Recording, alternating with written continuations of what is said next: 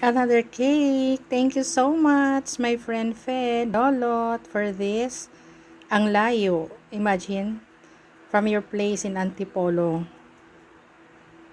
And then dito sa place ko. Maraming salamat sa ng cake for me, for my birthday. Thank you so much. No? ang daming, ang daming ganap. But,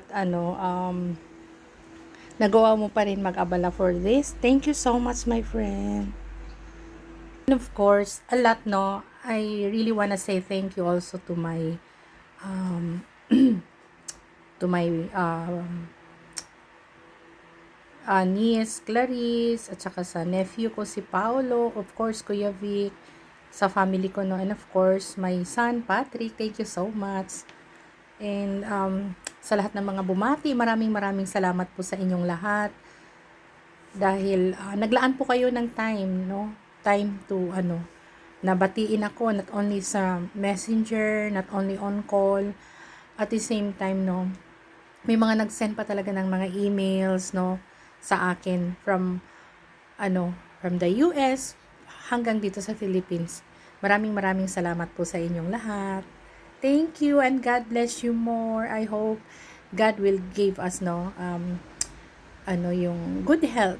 Yun ang ipagpipray ko sa inyo in return sa lahat ng mga ginagawa nyo sa akin. And God bless po, and good health, of course. Well, kasi we need to have something na for our needs, not only for us but of course for our families, 'di ba? Kung wala tayong ikinabubuhay,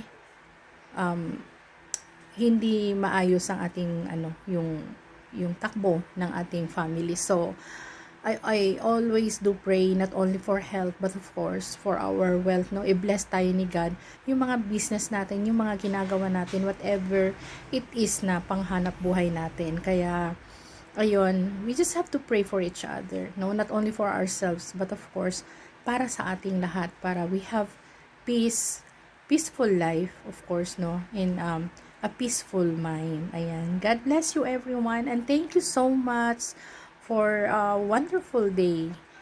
Ayan, thank you so much.